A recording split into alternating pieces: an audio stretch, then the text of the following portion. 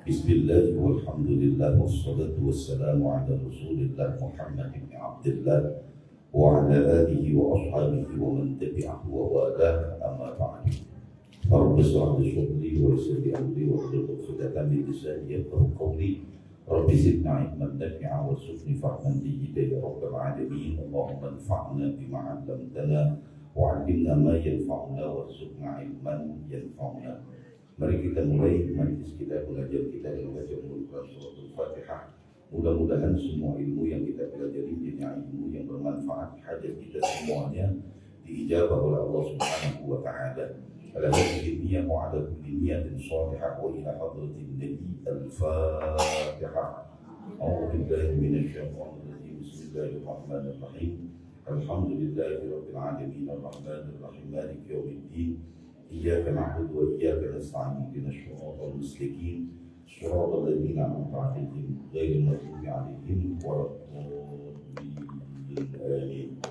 Bismillahirrahmanirrahim. Fi fadilatil udhiyah, tentang keutamaan daripada kurban, dan juga nanti saya bicara terkait sejarah kurban, keutamaannya, kemudian secara hukum fikihnya. Pertama, berbicara terkait dengan kurban dari sisi sejarah. Di dalam surah As-Saffat Allah Subhanahu wa Ta'ala di sini menjelaskan, qala inni dzahibun ila rabbi sayahdin. Qila, dikatakan, sababu zabhi Ibrahim Ismail alaihi wassalatu wassalam annahu qarraba al-fashatin wa salasmi'ati baqarah wa mi'atu bidna fi sabilillah fata'ajjaba an-nasu wal malaikatu min dzalika faqala Ibrahim alaihi wassalatu wassalam kullu ma taqarraba bihi laysa bi syai'in 'indi wallahi law kana li ibnun la adbahannahu fi sabilillah. Jadi begini Bu, ya, kebiasaan Nabi Allah Ibrahim itu untuk mendekatkan dirinya kepada Allah. Nabi Ibrahim itu senantiasa berkurban dengan 1000 ekor kambing, 300 ekor sapi, dan 100 ekor unta. Sampai hari ini Bapak Ibu sekalian belum ada lagi yang berusin Bu. Ya, kambingnya 1000. Kita hitung dulu dah. Ya, kita kan bukan ngitungin duit orang. Duit orang kita hitungin aja dah. Misalnya di contoh 1000 kambing, kalau satu kambing 5 juta kan berapa Bu? 5 miliar. Kalau sapi 300, satu ekor sapi yang paling sederhana aja dah, itu 30 juta. 30 kali 300 9 miliar. 5 tambah 9 itu 14 miliar. Ibu bapak kalau punya duit 14 miliar, mau beli hewan kurban apa buat bangun kos-kosan? Iya, beli ruko. Iya, ruko yang buat sholat itu. Iya, kalau orang Jawa kan bilangnya ruko. Iya, ruko. Iya, rumah dan toko. Nah, itu pasti berpikirnya beda. Makanya kalau kita lihat sejarah nih Bapak Ibu sekalian, Nabi-Nabi itu ibadahnya luar biasa. Nabi Adam Pak Bu, itu sujud 40 tahun gak bangun sebelum Allah terima taubatnya, dia gak bakalan bangun. Ibu di sini ada gak yang sujud 3 jam gak bangun-bangun? Tidur. Iya, kelamaan sujudnya kita ngomong. Tapi si imam ya sarkas pun memang lama. Iya. Itu coba kita lihat.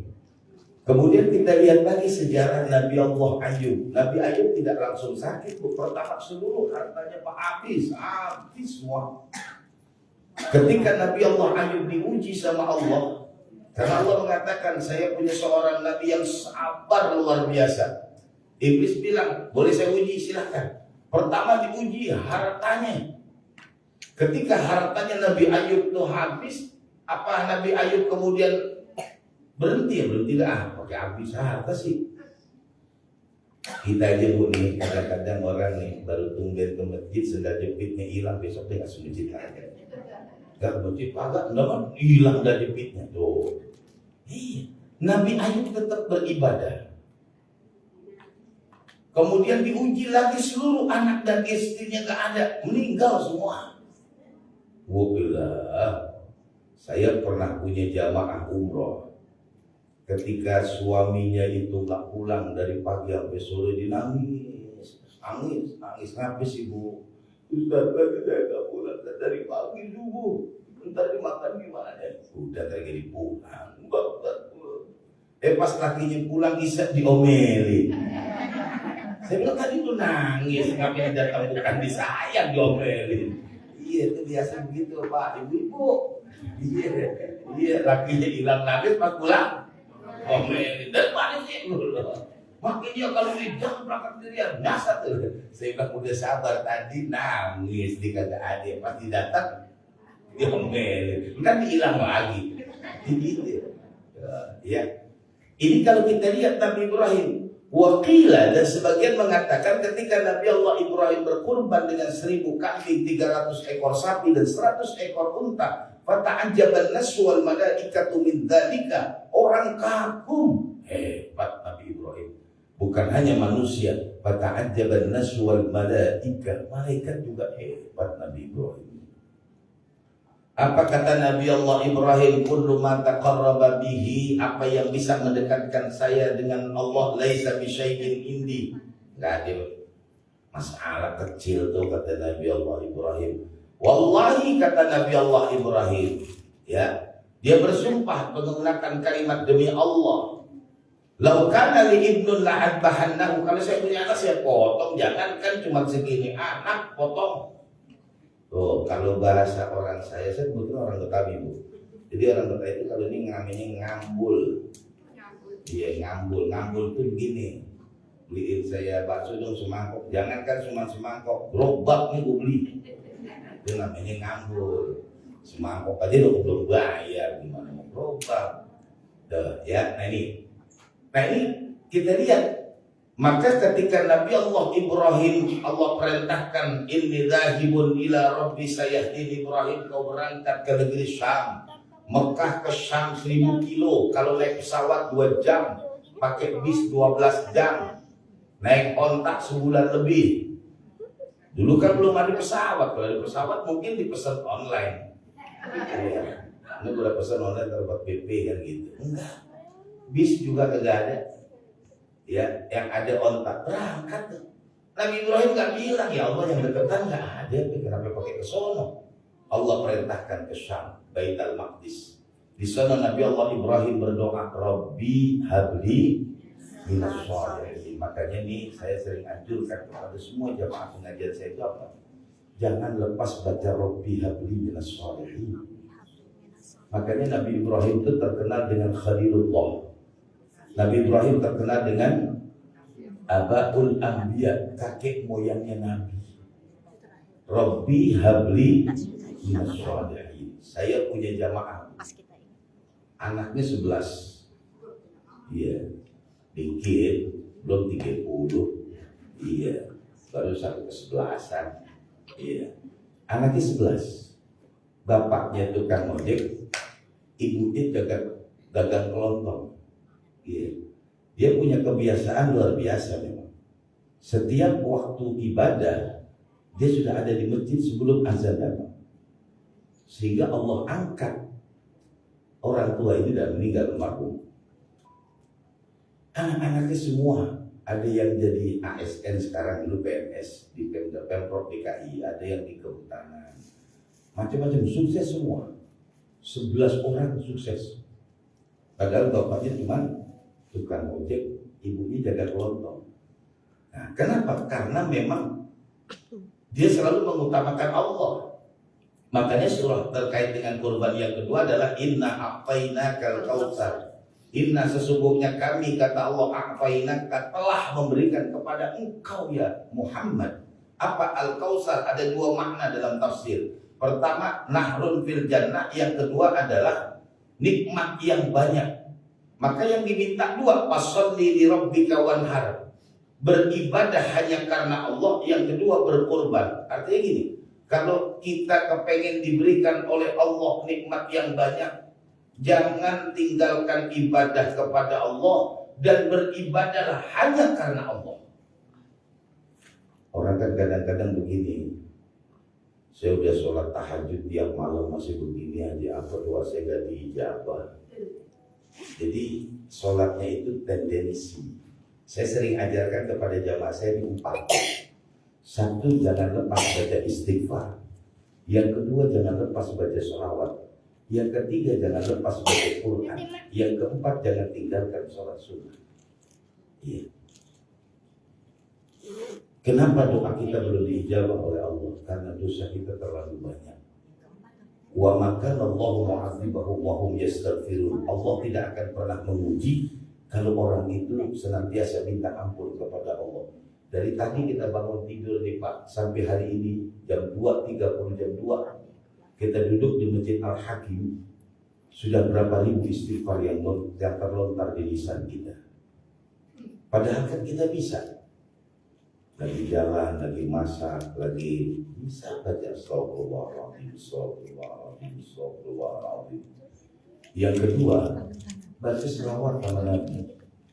Saya kalau berangkat umroh, terus jamaah saya dulu saya ingatkan, jangan lepas di Madinah baca selawat. Jangan sampai di Madinah kita tidak bermimpi berjumpa dengan Rasulullah.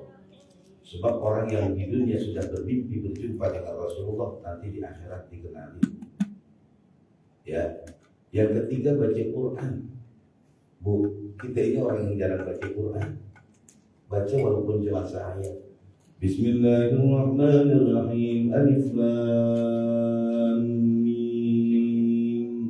Sadaqallahul Azim. Besok terusin. Iya, kapan khatamnya kayaknya di luar mati kan. Dia namanya orang pelit lagi baca, tapi kan bagus dia membaca Quran. Ya. Nah ini saya lanjutkan ya. Nabi Allah Ibrahim diperintahkan, "Fabasyarnahu bighulamin halimin." Kemudian Allah katakan, aku berikan kabar gembira dengan diberikan oleh Allah fabasyarnahu bighulamin halim, yaitu seorang anak yang halim, santun. Bu, saya nih ngalamin juga Bu, ya anak saya 3 ini. Kalau sekarang diperintahin susah banget. Kadang-kadang diperintahin kita, bukan anak kita. Iya, kadang-kadang kita perintahin. Bang, ngapa sih ya? Ambilin no. Emang gak bisa ya ambil sendiri? Dia bilang, iya, kadang-kadang dia kalau udah megang HP nih, ambil no, iya, bentar ya. Ya ambil di jalan. Dia gak lihat mukanya. Iya, dibuka ke dapur kamar mandi, gak ada ya. Lalu kamar mandi. Di jalan sambil megang HP. Iya tuh anak sekarang. Ya gak disalahin, emang udah masanya, udah zamannya. Emang modernnya udah. Ya. Fabasyarnahu bighulamin halim. Allah berikan kabar gembira. Nabi Ibrahim, aku berikan kau keturunan yang halim.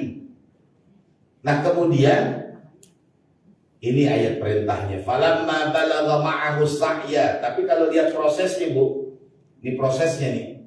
Panjang prosesnya. Jadi ketika Nabi Allah Ibrahim itu diberikan oleh Allah keturunan, Allah perintahkan Nabi Ibrahim meninggalkan istri dan anaknya biwadin ghairi zi zar'in inda baitikal muharram.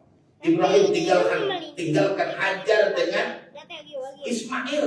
Di mana? Biwadin, di satu lembah ghairi zi zar'in yang kagak ada puhunan, inda baitikal muharram.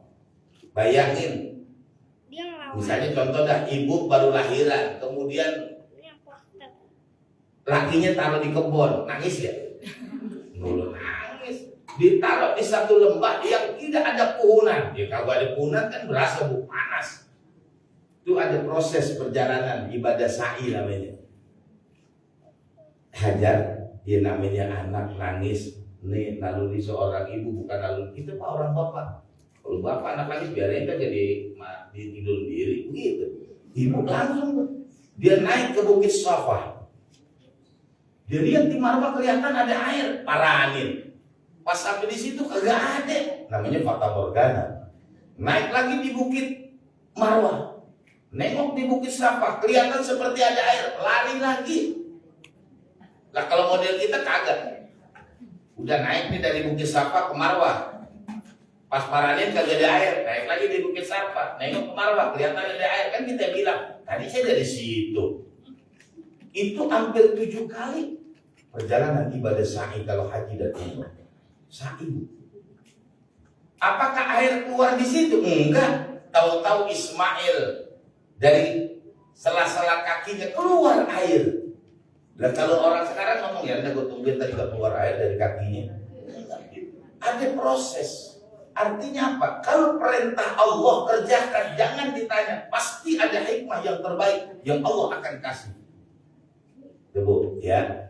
Nah, setelah itu barulah falamma balagha ma'ahu sa'ya. Ketika Nabi Allah Ibrahim sudah punya anak, Nabi Ismail mulai bisa membantu ayahnya. Dalam tafsir dikatakan usianya kira-kira antara 7 sampai 11 tahun.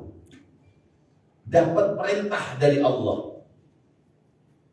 Inni ara fil manami anni adbahuka ya bunayya, wahai putraku, inni ara fil manami anni adbahuka fanzur madza tara.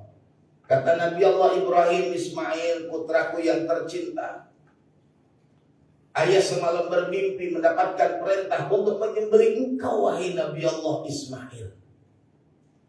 Ini Bu, pelajaran yang kita ambil nih Pak. Pertama yang kita ambil dari ayat ini, Nabi Ibrahim mengatakan kepada anaknya, ya bunayya. Kalau dalam bahasa Arab, kalimat bunayya adalah panggilan sayang, panggilan cinta orang tua sama anak. Kita sering begitu Bu tuh. Anak kita misalnya ada 2, yang kecil nanya, Ma, tolong dong Ma ajarin ini. Udah, minta aja dong ajarin sama kakak. Memang kakak kita. Itu kan panggilan sayang. Lah anak kita nomor 1 kita panggil kakak. Itu panggilan sayang Bu namanya. Nah karena Nabi Allah Ibrahim memanggil dengan panggilan sayang kepada Nabi Allah Ismail putranya, maka dibalas oleh Ismail dengan panggilan sayang kepada bapaknya. Ya, jadi jangan, saya sering bilang tuh jamaah, jangan manggil anak sembarangan, mentang-mentang Panjul dipanggil, Jul, sini Jul. Jangan, panggil anak dengan panggilan saya. Sini saya, begitu. Ya, nih. Nah kemudian Nabi Allah Ismail menjawab, qala ya abatif al-matumar, Pak, kalau perintah Allah kerjakan. Nah ini ada lagi hikmah yang kita ambil. Panggilan Nabi Allah Ismail kepada ayahnya Nabi Allah Ibrahim dengan bahasa ya abadi. Jadi kalimat abadi dalam bahasa Arab itu panggilan sayang anak kepada orang tuanya. Makanya orang Betawi itu kalau manggil abah, orang Sunda manggil abah. Kata orang Sunda kalau kau panggil abah sama dengan orang Betawi, kau tambahin hak di belakangnya jadi abah. Kata orang Jawa biar nggak sama sama orang Betawi dan orang Sunda, hanya gue hilangin, gue tambahin M. Jadi mbah. Iya. Itu panggilan sayang itu. Lah kita aja Bu, Oga dipanggil Pak Mbah, ya jangan panggil Mbah, udah tua banget, padahal udah tua itu masih Oga. Coba deh, kalau kita di Jawa itu kan panggil Mbah Kakung, Mbah Putri, Abah, Nini, yang gitu. Kalau di Jakarta, abahnya, pada Oga dipanggil. Lah kadang cucunya manggil kakeknya Papa. Iya, siapa itu Papa? Bapak kamu bukan, kakek saya loh, kakek panggil Papa. Iya, ntar ketukar. Iya, Pak, ini coba deh, sekarang udah berubah. Zaman dulu nih, kita ini masih kecil, kan panggil orang tua kita abah, kalau orang Sunda. Kita panggil eyang, atau panggil mbah. Mbah, pripun kabare mbah, wape. Ya, ini. Ya abatif al-matukmar. Nah, proses perjalanan ibadah ketika perintah Allah untuk menyembelih gak sampai di situ aja Bu. Tanggal 8 Nabi Allah Ibrahim mimpi namanya Yaumut Tarwiyah. Nabi Ibrahim paginya masih ragu, minallah aminasyaitan. Tanggal 9 mimpi lagi namanya Yaumul Arafah.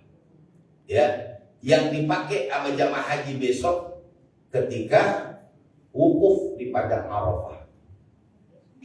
Tanggal 9 itu namanya Yaumul Arafah, malam tanggal 10 kalau kita sekarang bilangnya malam takbiran. Nabi Ibrahim mimpi lagi. Jadi tanggal 8, tanggal 9, tanggal 10 Nabi Allah Ibrahim bermimpi. Paginya Nabi Ibrahim ngomong sama bininya Hajar. Pertama kali ngimpi, nggak ngomong Nabi Ibrahim kepada bininya, nggak. Di dalam Quran dialognya kan antara Nabi Ibrahim dengan Ismail putranya. Enggak, Nabi Ibrahim ngomong sama Hajar, baru setelah itu ngomong sama anaknya. Enggak. Bapak nih ngimpi, dapat perintah dari Allah, suruh nyembeli anaknya, walaupun nggak mungkin. Kira-kira bapak ngomong sama bini dulu apa langsung ke anak? Paling bilang, mah semalam ayah ngimpi. Ngimpi apanya? Dapat perintah dari Allah suruh motong anak kita yang atu-atunya. Paling bini kita bilang begini ya, kalau jadi nabi pakai motong-motong anak, berhenti ya. Ya, mendingan kita dagang gado-gado aja di ujung. Di ujung sini nih. Makanya nggak diomongin tuh Pak. Di dalam Quran kan gitu. Coba aja ibu baca dalam surah As-Saffat. Nabi Ibrahim bicara kepada anaknya. Nah ketika tanggal 10 mau pelaksanaan penyembelihan, Nabi Ibrahim bilang sama istrinya, Hajar, albisi waladaki ahsana siyab, pakaikan putramu pakaian yang rapi. Ibu Dani, ibu lakinya bilang, mah ngapa anak kita mandiin pakai pakaian yang rapi. Ibu nanya nggak? Ibu disuruh mandiin ya anak ini. Mah mandiin tuh anak kita pakai pakaian yang rapi. Ibu nanya nggak? Gimana nanya? Tuh pasti. Iya. Mau mana sih ya pakaian rapi? Agak, ayah mau ajak ke Ancol, ngikut nggak? Oh, enggak. Ibunya udah rapi duluan sebelum anak. Tuh. Nabi Ibrahim ketika ngobrol sama Hajar albisi waladaki asana siap, pakaikan, itu Hajar gak nanya. Nabi Ibrahim masuk ke dalam, wa ma'au hablun wa sikinun, pegang pisau sama tambang. Ibu tanya lagi gak ibu? Iya, anak udah rapi, lakinya buat tambang dan pisau. Iya, kan nanya, masih bang, anak rapi kok buat tambang dan pisau mau ngalap rambutan? Kagak, nggak ngomong, diam rapi, jalan aja ke Nabi Ibrahim bersama dengan Ismail. Nah disinilah ada proses namanya nanti dalam ibadah haji melontar jumroh. Pertama ketika sudah selesai jalan Nabi Ibrahim dengan Nabi Ismail, iblis biasa godain. Iblis godain, apa yang digodain? Pertama datang kepada Hajar. Apakah kau tidak lihat suamimu bersama putramu dan bersama suamimu buat tambang mau pisau, mau dipotong anaknya? Ibu kalau dapat informasi dari grup WA begitu kira-kira langsung ini enggak? Kalau pakai baju longgas diangkat. Woi bang, langsung ngomong Pak, langsung. Tuh Bu, lihatin. Apa kata Hajar? Tidak akan pernah mungkin Allah memerintahkan nabinya untuk melakukan kemaksiatan, lemparin pakai batu menjadi melontar jumratul ula. Nggak berhenti, datang kepada Nabi Allah Ibrahim, ente lama nggak punya anak, masih udah punya anak pengen dipotong. Apa kata Nabi Ibrahim? Jangankan putraku, aku pun siap kalau perintah Allah. Lemparin lagi dengan batu menjadi jumratul wusta. Terakhir datang kepada Nabi Ismail, dikatakan kata iblis, inna kata rahwatan abwa ma'abika hablun wasikinun Ismail. Ente lari sono lari sini. Emang gak lihat abahnya bawa tambang pisau mau dipotong Ismail? Apa kata Nabi Allah Ismail? Gak mungkin, ayahku sangat mencintaiku. Gak mungkin ayahku akan menyembelihku. Subhanallah. Dilemparin lagi batu menjadi melontar jamarat di Mina. Makanya saya kalau ngisi manasik haji itu Bu, ya ini kadang-kadang kita ini orang pergi haji ilmu manasiknya kurang. Ya kurang. Yang dibeli itu seragam, ya yang dibeli itu perlengkapan semua. Udah beli itu belum apa namanya itu yang buat di tangan. Iya. Belum mau beli di sana murah. Gitu. Saya kalau ngisi manasik itu kalau ketika ngisi manasik ada yang ngobrol saya diam aja. Ya kadang-kadang kalau ngisi manasik yang baru berangkat umroh cerita, saya kan udah pernah ke sono, saya udah lihat gini. Udah, saya dulu ngomong. Iya, tuh rata-rata, Bu, saya kemarin bimbing haji di tahun 2003 sih. Ya, bimbing haji, ya Allah, takutnya apa? Salah jamaah dosa kita. Saya kalau udah bimbing salah, tanggung jawabnya gitu, haji pikir saya. Ya, nah ini. Itu Nabi Allah Ibrahim. Maka di dalam surah As-Saffat dikatakan falamma Dan taat Nabi Allah Ibrahim tadahulil jabin, meletakkan Nabi Allah Ismail di bongkahan batu yang besar. Nah ibu kalau sudah pergi haji, sudah pergi umroh, ketika sampai di Jumratul Aqabah di ujung, ibu lewatin dikit, nengok ke atas di bukit. Di situ ada tangganya tuh. Dan disitulah Nabi Allah Ibrahim dan Ismail menyembelih putranya. Ada tandanya begini bu, ada tiangnya di situ. Memang nggak boleh. Kalau orang kita datang ke situ, kayak di Jabal Rahmah, sekarang Jabal Rahmah ditutup. Dicat putih pakai spidol hitam. Dicat hitam pakai spidol putih. Ditulis. Iya ditulis, Muhammad love you Nur. Aduh, KTP banyak banget. Iya, saya sering cerita gitu. Nanti KTP apa ini? Iya, jangan gitu. Iya, ada aja orang itu. Nggak boleh yang begitu-begitu dah. Itu cuma sejarah doang bu, sejarah. Iya, ada yang berdoa di balik apa di atas ini. Nggak usah berdoa tuh ngadep kiblat. Hai sutawajah, kemana aja ngadep doa nggak ada masalah. Bukan di atas tiang Jabal Rahmah. Ya Allah, nggak usah. Orang kita ada aja udah. Ya, itu Nabi Allah Ibrahim. Nah ketika sudah diletakkan kemudian diikat Nabi Allah Ismail, pisau sudah menempel, di proses di situ dikatakan Nabi Ibrahim mengatakan Allahu Akbar, Allahu Akbar, Allahu Akbar. Dijawab oleh Nabi Allah Ismail, Allahu Akbar walillahil hamd. Jadi kalimat takbir itu jawaban antara Nabi Allah Ismail dengan Nabi Ibrahim.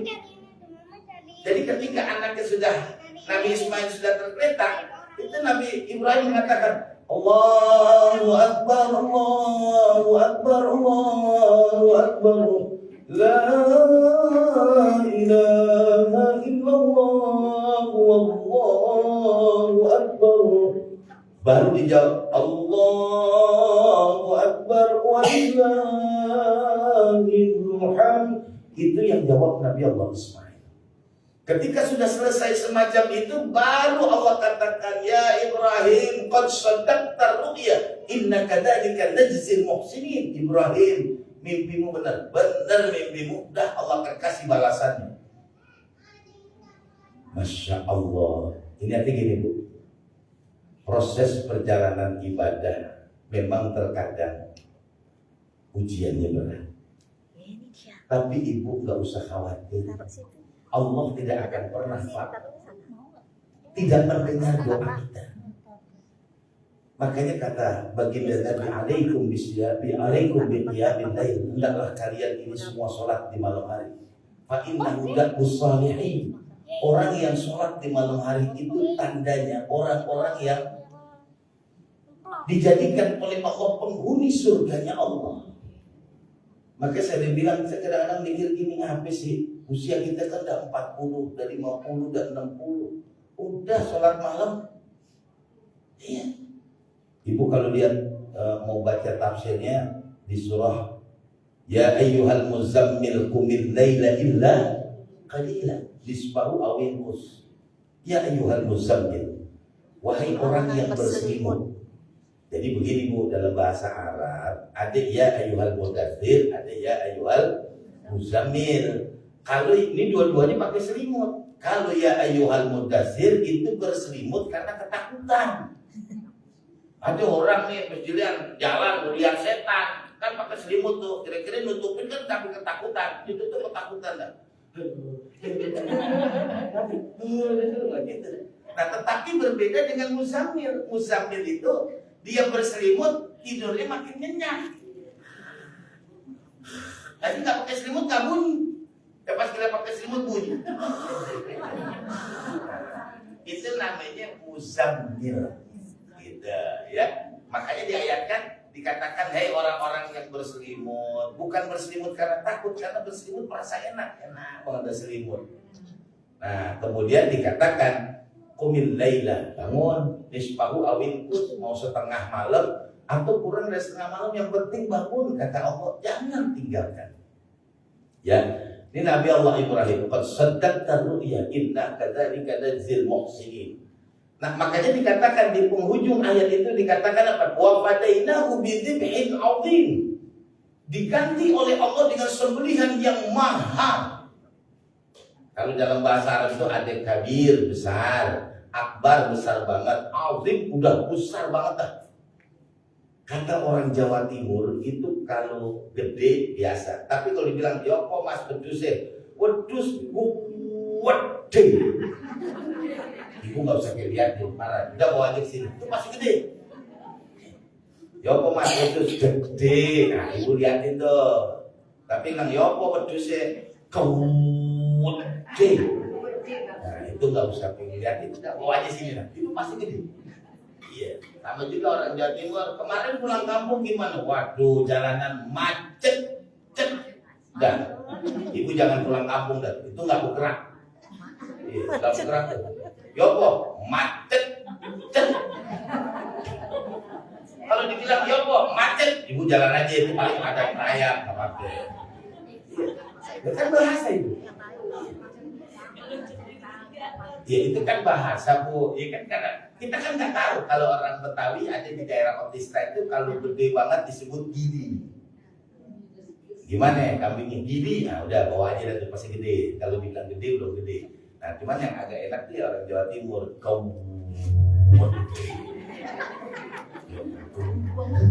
gede.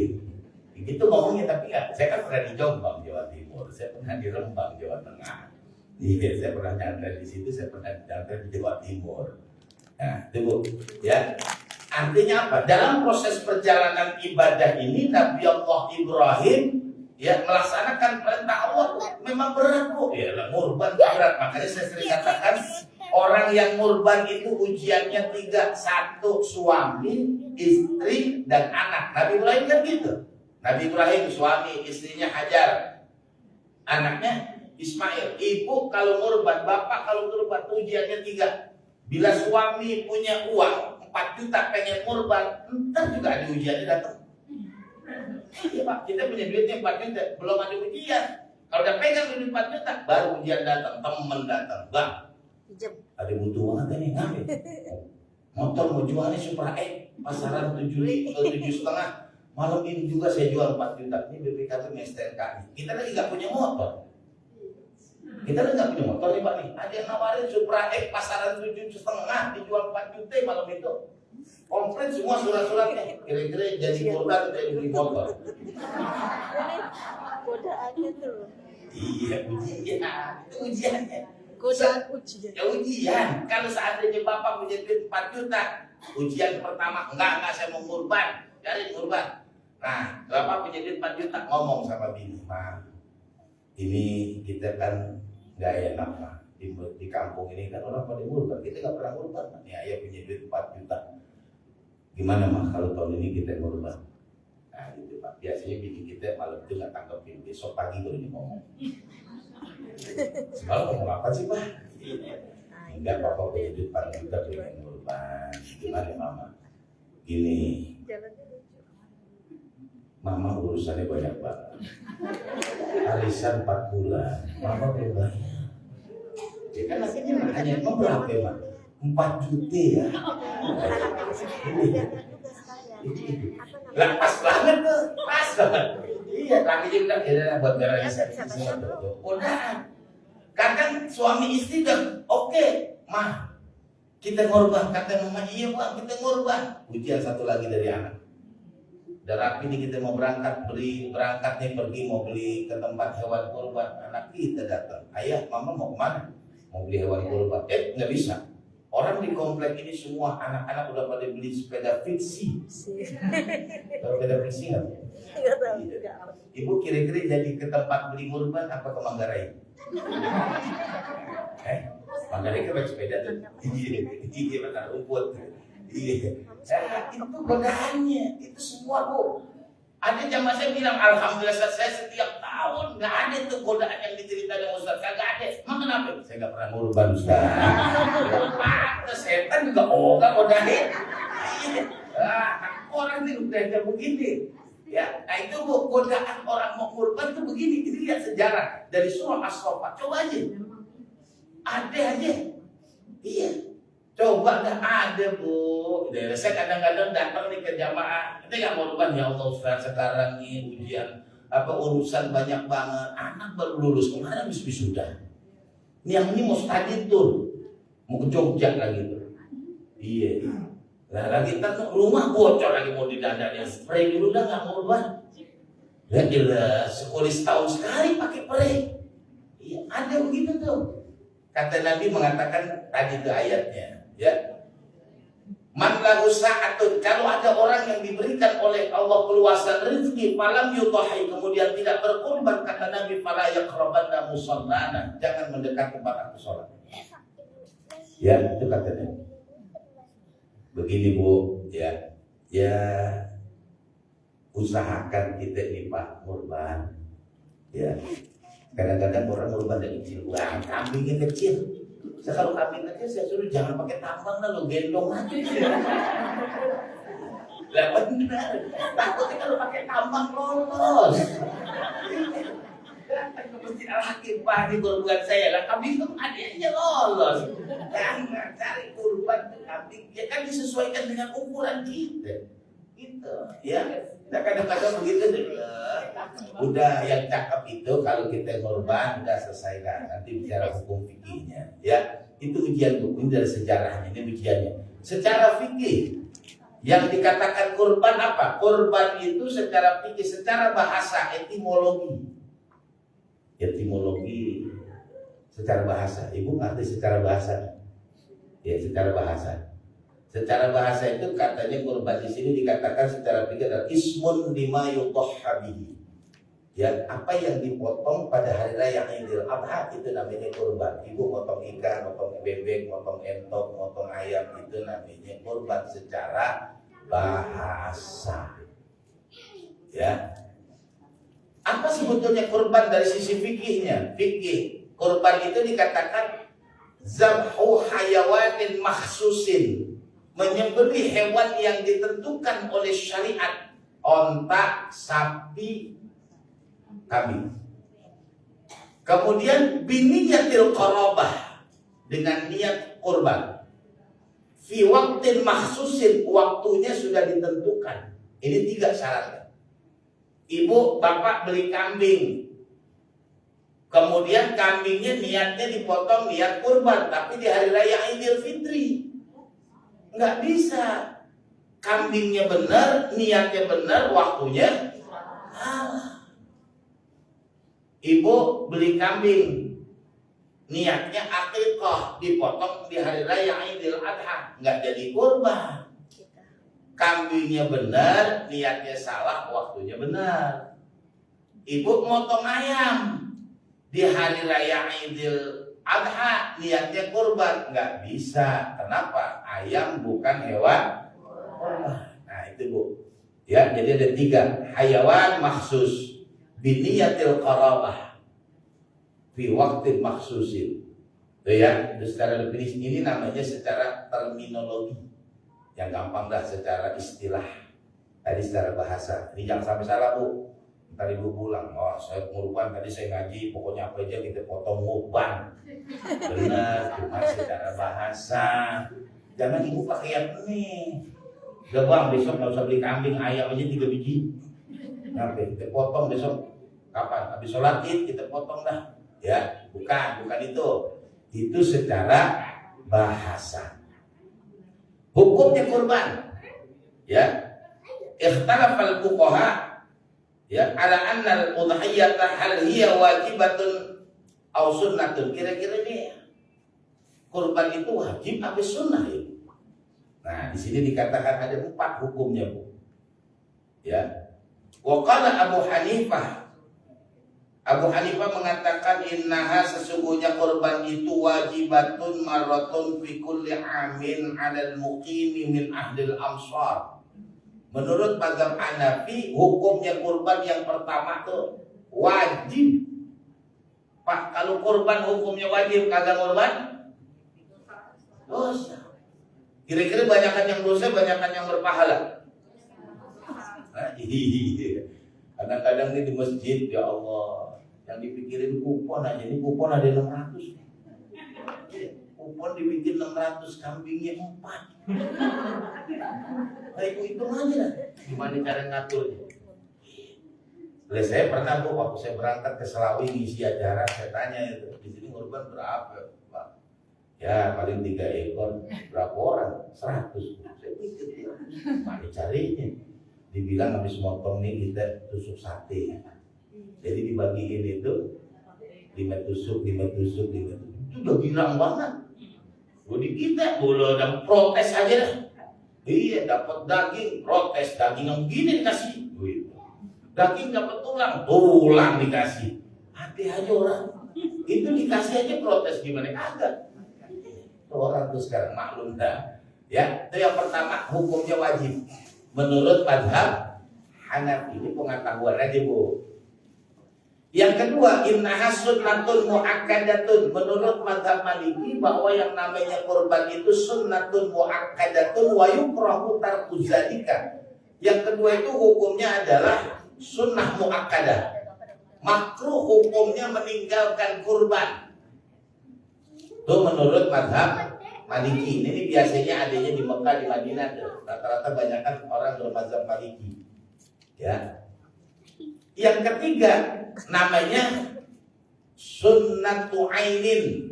Apa yang dikatakan sunnatu ain? Sunnatu ain ini menurut mazhab Syafi'i lil munfaridi maratun. Bagi orang yang sendiri itu minimal seumur hidup pernah kurban. Nah ini jadi panjangin Bu, ntar jadi yang penting kan sudah pernah kurban dulu masih kecil. Nah ini kagak kurban lagi. Itu mazhab Syafi'i. Mazhab Syafi'i yang kedua hukumnya namanya sunnatun kifayah, yaitu sunnah kifayah. In ta'addada ahlul baiti, bila di rumah itu orangnya banyak, fa idza fa'alaha wahidun, satu orang aja yang ngerjain, kafa'anil jami, cukup buat semuanya. Misalnya suami, istri, dan 3 orang anak.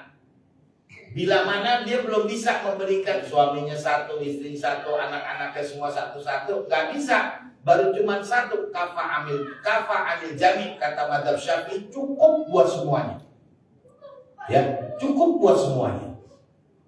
Nah ini yang dikatakan bahwasanya menurut mazhab Imam Syafi'i yang biasa dilakukan Ibu, ya kadang-kadang satu rumah cuma 1 doang kurban, ya. Nah itu adalah pandangan mazhabnya Imam Syafi'i. Diambil dasar dari mana?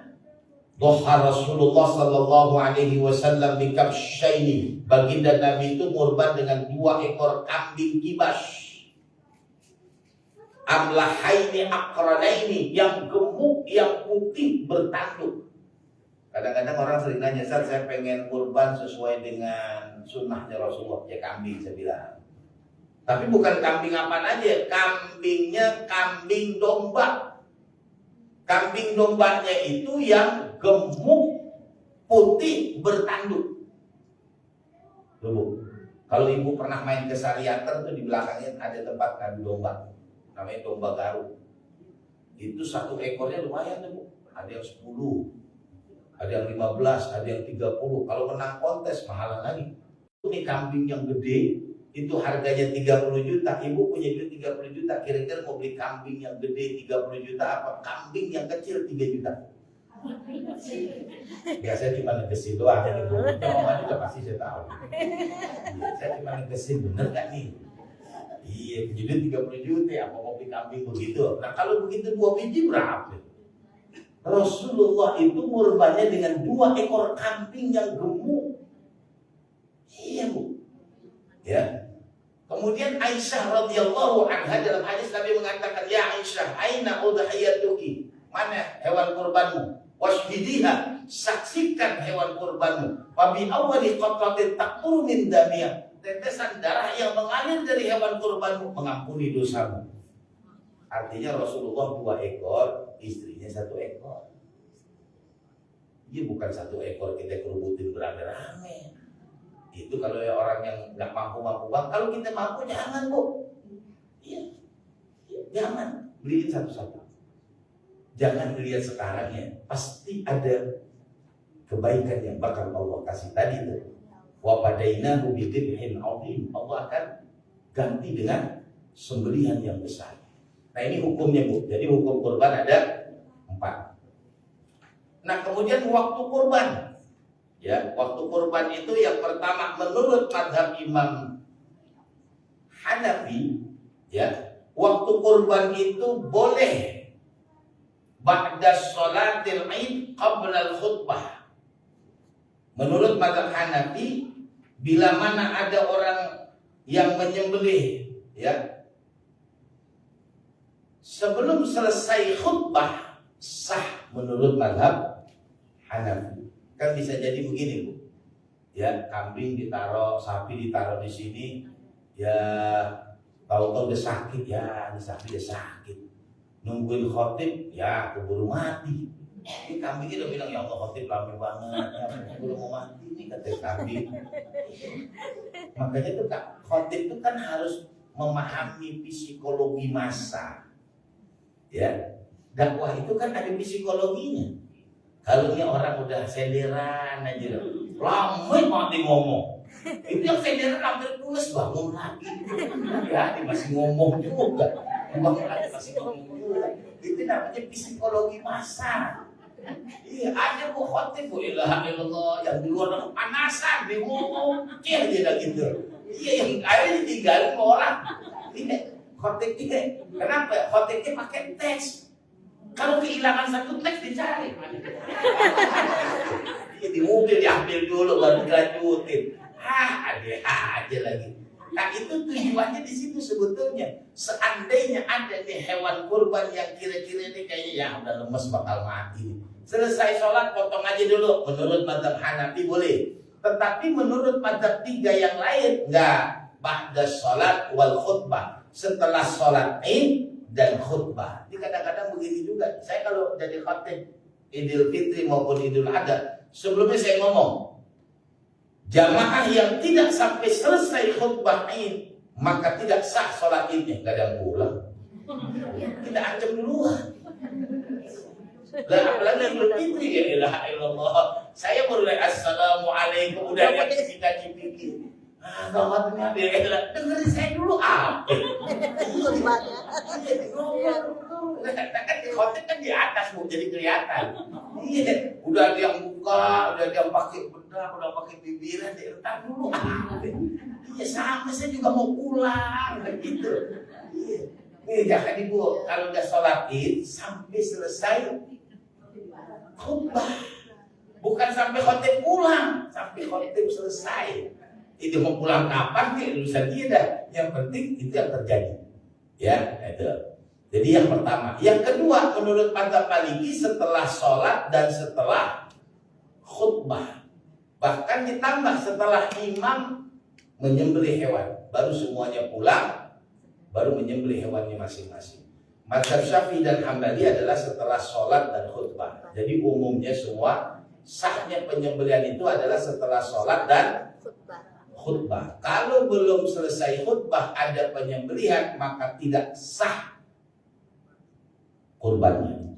Ya, nah ini yang perlu dipahami, Bu. Ya, itu terkait dengan waktunya. Nanti dagingnya kemudian boleh nggak kita berkurban untuk yang mati. Tapi sebelum saya lanjutkan, kalau ada ibu mau nanya deh. Kalau biar Bang Andi yang jawab.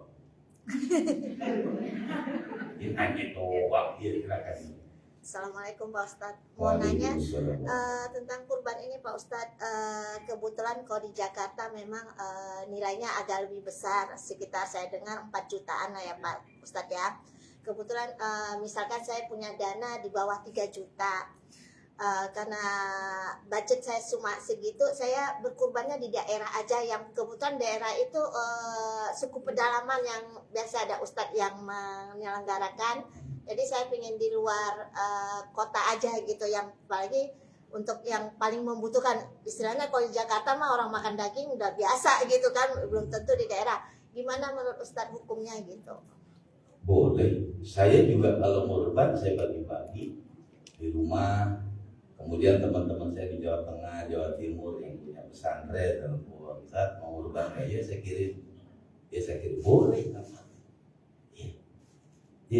Ya, saya selama saya keliling-keliling itu saya sedih juga Bu. Di daerah itu nggak seperti Jakarta. Ya.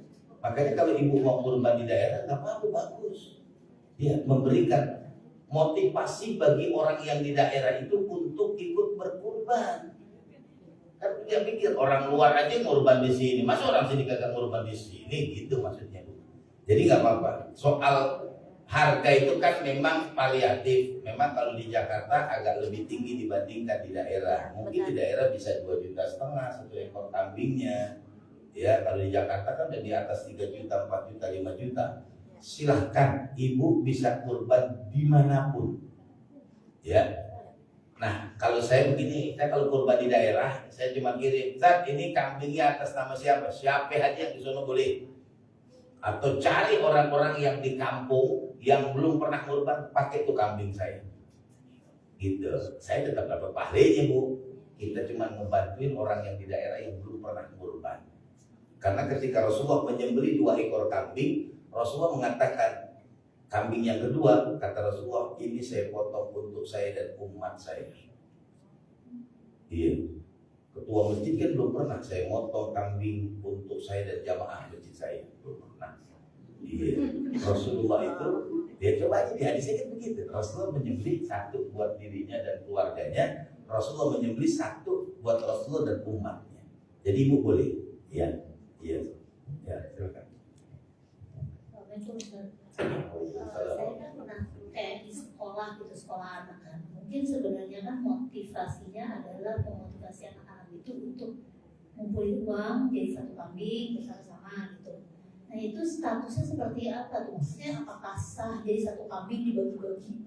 Jadi ada yang 200.000, ada yang 500.000, ada yang berapa gitu. Jadi 1 kambing. Nanti dari 1 kelas itu misalnya kumpul 7 juta, berarti dapat 2 kambing gitu. Nah itu secara mungkin itu kan memang bagus untuk memotivasi untuk belajar untuk berkurban ya anak-anak. Cuma secara hukum agamanya apakah dengan cara seperti itu sah atau tidak? Ya, kalau kurbannya nggak sah, artinya itu menjadi sedekah. Jadi para pelajar itu dianjurkan untuk bersedekah, nanti dikumpulkan oleh wali kelasnya, kemudian dapatlah 1-2 ekor kambing. Nah, ketika dapat 1-2 ekor hewan kurban, kemudian nanti kalau memang diperuntukkan buat siswa-siswa, dikocok aja. Siapa yang namanya keluar, dinamakan nama dia. Kalau tidak, ya diberikan nama kepada, misalnya nih, kita kirim ke dalam 1 tempat. Di tempat itu cari, kayak saya tadi gitu, cari orang-orang yang belum pernah kurban, namakan dia. Hewannya tetap sah jadi kurban. Tetapi yang ngasih 200, yang ngasih 50 bukan, oh saya udah mau kurban kemarin di sekolahan 50.000. Gitu. Itu namanya sedekah. Nah ketika sedekah dikumpulkan, kemudian jadi 1 hewan kurban atau 2 hewan kurban, nah ini bisa jadi kurban kalau nanti diniatkan untuk, iya. Siapa nih yang mau kita niatin? Bisa teman-teman sekelas kita kocok, atau kita pilih dari sekelas ini mana yang dimasuk kategori tidak mampu, dia diprioritaskan, itu tuh bisa diatur. Jadi hewan kurban yang dibeli 2 ekor itu sah untuk dijadikan kurban. Tetapi ini yang ngeluarin 50, 100 itu bukan kurban, itu sedekah. Gitu. Sama juga di ibu, misalnya kita kumpulin nih. Setiap pengajian kumpulin dapat. Nah di musim kurban baru diumumkan, alhamdulillah majlis taklim kita ibu-ibu sudah bisa membeli 1 ekor sapi. Ayo nih di antara jamaah kira-kira yang masuk kategori belum pernah kurban kita kocok, alhamdulillah dapat 7 orang. Gitu. Jadi kalau jamaahnya di 70 ya nungguin sampai 10 tahun baru sampai itu ya. Itu yang ngaji umurnya 70 semua lagi. Nggak tahu.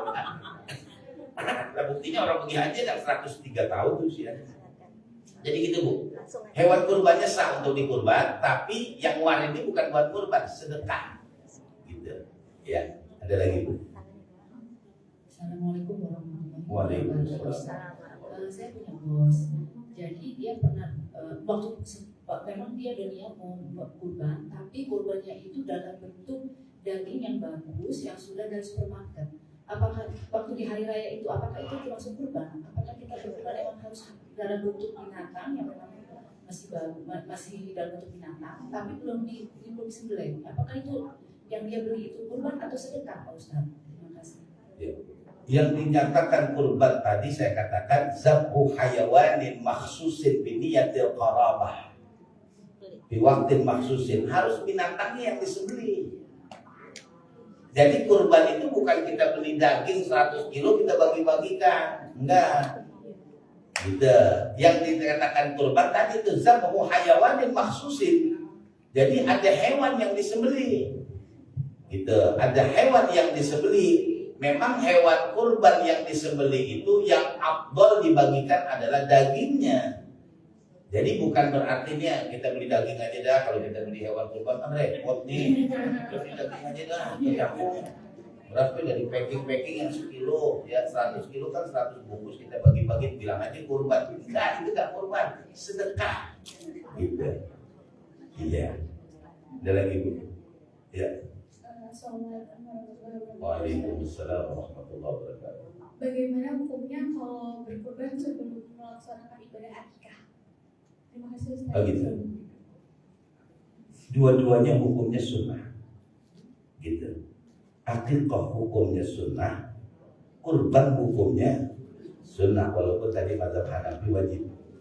Bagaimana orang yang belum akikah kemudian kurban? Boleh nggak? Boleh. Nah, cuma nanti dilihat dulu, kan kasuistiknya nggak sama. Misalnya gini, saya udah gede nih, saya punya duit nih, punya kambing, apa saya akikah dulu, apa saya kurban buat diri saya? Saya tidak punya kewajiban mengakikahkan diri saya. Yang punya kewajiban mengakikahkan adalah orang tua saya. Maka mana lebih utama, saya kurban atau saya akikah? Kurban. Karena akikah saya ini ditanggung oleh orang tua saya. Nah, beda lagi kasusnya. Saya sebagai seorang bapak, saya punya anaknya, anak saya belum pada akikah. Ya, kira-kira saya kurban dulu apa akikah? Akikahkan aja dulu anaknya. Sebab akikah itu kewajibannya cuma sekali seumur hidup. Nah, kasusnya di situ. Ya, lihat kasusnya nggak sama. Hukum itu ya dulu ma'illatihi, tergantung bagaimana kasusnya.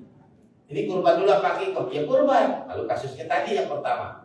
Ini akikah apa kurban dulu? Ya akikah. Karena akikah kewajiban, artinya kesunahan, anjuran 1 kali seumur hidup. Begitu. Jadi tidak sama hukumnya. Ya. Ada lagi Bu? Ya. Waalaikumsalam warahmatullahi wabarakatuh.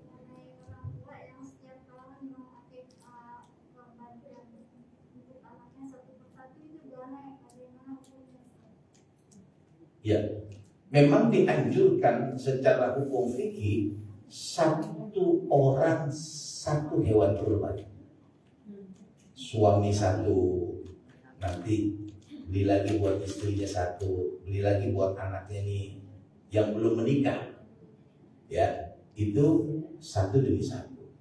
Boleh nggak? Itu yang dianjurkan oleh Nabi. Ya, tetapi kalau memang kemampuannya belum sampai situ, maka dia boleh hanya 1 ekor untuk semuanya. Jadi begitu Bu. Misalnya saya sebagai seorang ayah, saya beli hewan kurban nih, buat anak saya yang ini, buat anak saya yang ini. Atau kadang-kadang ada juga yang muter. Tahun ini istrinya, tahun besok anak yang nomor 1, tahun besok anak yang nomor 2, tahun besok anak yang nomor 3, tahun besok suaminya. Keliling lagi muter. Boleh nggak? Boleh. Gitu Bu. Ya, maksudnya begitu kan Bu ya? Sah, boleh. Bahkan dianjurkan. Jadi kalau kita sekeluarga ber5, istri, suami dan 3 anak, ya 5 ekor. Gitu, 5 ekor. Itu mazhab Maliki menganjurkan begitu. Yang bagus tuh ya 1 orang 1 hewan kurban. Begitu. Ya.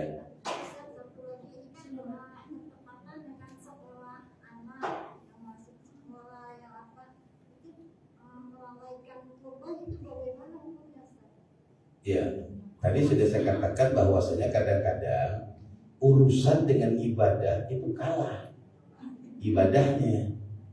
Ya Allah, gimana saya mau ngurban, yang mau baru masuk, yang ini mau lulus, yang ini mau study tour. Nah, jadi pria aja dah ngurban. Nah, gitu. Maksudnya tadi itu ada pandangan beberapa mazhab, seandainya kita nggak bisa 5, biarkan, jangan tinggalkan kurban walaupun cuma 1 ekor. Maksud saya begitu Bu. Ya, kalau ikutin kebutuhan, tidak akan pernah orang habis kebutuhannya. Gitu. Ya kurban aja kayak tadi ibu tadi. Ya kalau di Jakarta kan mahal, saya kirim dah ke daerah mungkin lebih murah. Yang penting jangan tidak berkurban gitu aja. Gitu Bu. Anjuran saya sih sebaiknya kita menghitung dulu kosnya. Seandainya memang kita ya masih ada sisihan kosnya, sebaiknya jangan tidak berkurban. Gitu. Kecuali memang udah mepet, nggak bisa nih kosnya kalau kita hitung nggak bisa. Ini kebutuhannya sekian nggak bisa. Nah itu boleh. Karena tadi saya kembalikan hukum kurban itu adalah sunnah. Gitu. Ya, ibu kalau mau rajin nih, ibu gini dah, cek di antara teman kita yang mampu kemudian tidak kurban, lihat aja dalam perjalanan hidupnya setahun, pasti ujiannya banyak kan? Ujiannya banyak. Gitu. Ya. Ya, salam warahmatullahi wabarakatuh. Kalau kurban ditujukan orang yang sudah meninggal itu hukumnya apa? Ya, tadi nih, ntar saya lanjutkan saya bicara. Bagaimana kita berkorban untuk orang yang meninggal dunia? Satu, menurut madhab Syafi'i.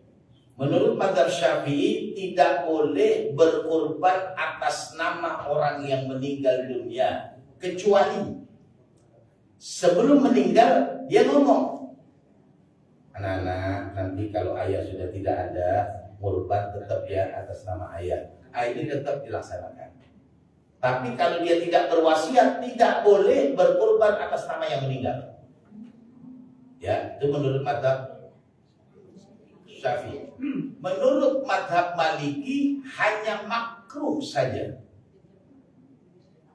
Menurut mazhab Hambali boleh dinamakan atas yang meninggal dunia dengan ketentuan yang kurban keluarganya ini tidak boleh memakan dagingnya. Ibu misalnya memaksakan ini saya kurban atas nama bapak saya sudah meninggal dunia, boleh, tapi dengan syarat tidak boleh memakan dagingnya. Ibu nggak boleh sedekahkan semua kepada fakir miskin. Nah, saya sering kasih solusi ke jamaah begini, gini aja dah. Ibu niatkan atas nama ibu yang hidup, ya, kemudian diniatkan pahalanya buat yang meninggal. Jadi ibu bisa menikmati dagingnya, yang meninggal dunia mendapatkan pahalanya. Itu solusi tengah. Kitanya sendiri. Apa ini? Kitanya sendiri dapat pahala kurban. Oh iya. Dapat Sah. Jadi kalau sedekah buat orang lain, kalau misalnya pahala sedekah 100 bukan dibagi 2. Ya, misalnya ibu berkurban. Misalnya nih, kalau pahala kurban banyak banget Bu. Ya, bulu-bulunya, kemudian tanduknya, dagingnya, wabikul luqmatin, gigitan daging kurban yang dimakan oleh orang itu sama seperti membebaskan satu orang budak. Itu nilai pahalanya. Apakah kalau kita diatasnamakan saya pribadi, kemudian saya pahlakan niatnya buat orang yang meninggal dunia, apakah saya kehilangan pahalanya? Enggak, tetap. Karena kurban itu adalah anjuran buat orang-orang yang masih hidup. Gitu. Nah, buat orang yang meninggal dunia tidak ada kewajiban anjuran untuk berkurban. Orang yang meninggal masih kita nggak ya, duitnya taruh di mana ya? Nah, gitu. Jadi saya anjurkan sebaiknya dinamakan kita yang hidup, kemudian diniatkan pahalanya buat yang meninggal dunia. Itu solusi tengahnya, supaya kita bisa menikmati dagingnya, ya, dan sah kurbannya. Begitu Bu. Ya, ada lagi. Pembagian daging kurban.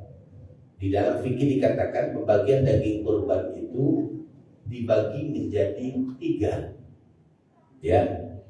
Kalau kurbannya sunnah, ingat Bu, ini kalau kurbannya sunnah boleh dibagi kepada yang bukan Islam. Kan kadang-kadang orang ribut tuh. Ini orang non-muslim boleh nggak? Boleh, kasih. Kecuali kurban wajib, nggak boleh dia. Ada ibu bapak bernazar kurban, nggak boleh dibagi kepada non-muslim. Tapi kalau kurban sunat bagikan. boleh buat orang-orang yang tidak seiman dengan kita, bagikan. Ya, itu.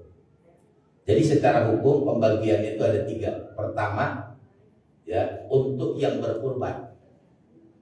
Dia disunnahkan oleh Nabi untuk mencicipi daging kurbannya. Tapi nggak boleh milih, ngasihnya kambing, saya nggak makan daging kambing, saya mau dagang sapi. Orang kurbannya kambing. Ya itu kejadian sering, Bu. Iya, ngasihnya kambing, minta daging sapi. Kalau memang kita ngorban kambing, hak kita daging kambing. Soal makan dagang makan resiko. Gitu. Bikin aja steak. Gitu. Ya. Itu. Yang kedua, boleh dibagikan kepada orang kaya, orang yang tidak seiman. Yang ketiga, dibagikan kepada fakir miskin. Jadi dibagi sepertiga. Saya sering bagi begini. Misalnya sapi ini kan berat hidup dengan berat ketika sudah dipotong beda. Berat hidup misalnya 300. Itu dagingnya, khusus dagingnya aja kurang lebih 80 kilo. Iya. Kan kalau di bahasa orang Jagal namanya ada ya warakas, ada rakasnya itu lain. Jadi dibagi 3, sepertiga tulang, sepertiga perutan, sepertiga daging. Jadi kalau ibu beli sapi nanya ini berapa kilo beratnya? 400, bagi 3 aja. Nah itu sepertiganya adalah daging. Kalau 400 dagingnya paling daging murni ya, daging murni itu sekitar 100 kilo. Nah 100 kilo daging murni dibagi 3. Berarti kan 30 kilo milik yang kurban, 60 kilo milik sedekah. 1 atau 30 kilo disedekahkan, 30 kilo diberikan kepada fakir miskin. Gitu. Ya, ada lagi. Udah jam 3 ini. Cukup ya. Yang terpenting buat saya ini adalah jangan sampai kita ibu jangan tidak berkorban. Ya, pahala kurban luar biasa itu dari sejarahnya dan semuanya. Intinya begini. Ketika Allah masih memberikan kita kesempatan hidup, jangan tidak berkorban. Nanti Pak, Bu, nyesal kita kalau sudah kembali menghadap kepada Allah. Selesai sudah. Makanya tadi saya mau sekali singgung. Artinya apa? Jangan sampai nanti ketika kita kembali menghadap kepada Allah, Bu, tidak ada yang kita bawa. Ya. Ya, makanya 4 hal yang tadi saya ingatkan. Istighfar, sholawat, baca Quran, sholat sunnah, duha jangan ditinggalin, tahajud jangan ditinggalin. Biar 2 rakaat dan banyak-banyak sudah 2 rakaat aja. Ya, ntar kalau bisa lebih dari 2 rakaat. Ibu cobain, ya nanti ketenangan hidup itu pasti.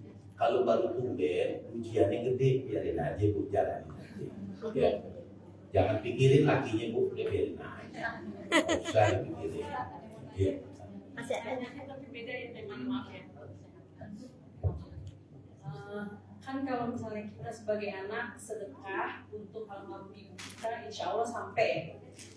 Nah pertanyaan saya, kalau seandainya saya sedekah buat adik kandung almarhum atau sahabat misalnya, tapi saya bilang misalnya fulan bin fulan gitu ya, itu di mata Allah diterima nggak sih pahalanya Pak Ustaz? Terima kasih. Dalam kitab Irsyadul Ibad itu dijelaskan, kalau kita bersedekah dengan niat orang lain, mau orang tua ataupun siapapun, maka pahalanya kita dapat beda. Jadi biasa ini, maksudnya biasanya kayak kita ngaji nih, jangan pahalanya buat kita doang, ya Allah, pahala ngaji saya buat bapak ibu saya, orang teman-teman, kasih aja semua. Itu beda. Jadi ketika kita bersedekah untuk orang lain, maka orang lain menerima sedekah kita. Contohnya begini, ketika Rasulullah melewati satu kuburan, Rasulullah berhenti sambil meneteskan air mata. Sahabat tanya, apa ya Rasul nangis? Kata Rasulullah, orang ini sedang diazab di kuburan. Rasulullah mengambil pelepah korma, diletakkan pelepah korma, kalau bahasa kita ditunjukkan, tetap ditunjukkan. Sahabat bertanya, kenapa ya Rasulullah? Kata Rasulullah, pelepah korma ini berstasbih, mudah-mudahan sampai ke bawah. Makanya orang ziarah menyebar kembang. Nah, itu ngambil intibarnya dari sini. Nah, Rasul itu kan bukan orangnya, istilahnya bukan siapa-siapa, tapi orang lain. Ya umatnya Nabi, tapi Nabi doain, Allah ringankan. Nah, apalagi kita bersedekah, kita niatkan buat orang lain. Orang lain samping, kita juga dapat. Begitu, ya. Nah, nanti kita lanjutkan pada pertemuan 1 tahun yang akan datang. Nanti baru kita bahas bagaimana kehidupan setelah kematian kita. Jadi saja yang dapat saya sampaikan, kita tutup majlis kita. Mudah-mudahan Allah Subhanahu wa Ta'ala mengampuni dosa kita, menerima semua amal ibadah kita. Hajat kita semuanya dijabah oleh Allah Subhanahu wa Ta'ala. Allah jadikan semua anak dan keturunan kita orang-orang yang beriman, bertakwa kepada Allah, bermanfaat bagi agama, manusia dan bangsa. Allah hindarkan kita semuanya dari bala, bencana, musibah, penyakit zahiran dan batinan. Kita doain yang sakit, mudah-mudahan Allah angkat penyakitnya, Allah sembuhkan dari segala macam penyakitnya, Allah berikan kesehatan yang sempurna, yang tak berpulang rahmatullah dari seluruh keluarga besar kita, jamaah kita, orang tua kita, guru-guru kita, pendiri, wakaf, penyumbang, donatur dari masjid dan majlis kita ini, kita doain. Semuanya Allah ampuni dosanya, Allah terima semua amal ibadahnya, Allah tempatkan di sisinya, Allah masukkan ke dalam surga Allah Subhanahu wa Ta'ala. Kita semua yang hadir, Allah limpahkan rezeki yang halal, yang banyak, yang barokah, yang limpah penuh dengan ridha dari Allah Subhanahu wa Ta'ala. Kita bisa melaksanakan ibadah haji, berziarah ke makam Rasulullah SAW, terhindar dari wabah dan penyakit. Kita bisa berkurban di tahun ini, dan saya juga mohon didoakan pembangunan dan pembebasan lahan pondok pesantren yang saya dirikan. Mudah-mudahan semua diberi kemudahan, kelancaran, keberkahan oleh Allah Subhanahu wa Ta'ala. Saya ucapkan jazakumullah khairan jazaa kepada semua jamaah yang telah mendonasikan, menginfakkan, menghibahkan, mewakafkan hartanya. Insyaallah pasti semua akan diganti oleh Allah dengan penggantian yang terbaik. Al-Fatihah. A'udzubillahi minasyaitonir rajim. Bismillahirrahmanirrahim. Alhamdulillahi rabbil alamin. Ar-Rahmanir Rahim. Maliki yaumiddin. Iyyaka na'budu wa iyyaka nasta'in. Ihdinas siratal mustaqim. Siratal ladzina an'amta 'alaihim غير المغضوب عليهم ولا الضالين آمين. ربنا تقبل منا إنك أنت السميع العليم وتب علينا إنك أنت التواب الرحيم. ربنا آتنا في الدنيا حسنة وفي الآخرة حسنة وقنا عذاب النار. سبحان ربك رب العزة عما يصفون وسلام على المرسلين والحمد لله رب العالمين. Demikian, terima kasih. Mohon maaf. Wassalamualaikum warahmatullahi wabarakatuh.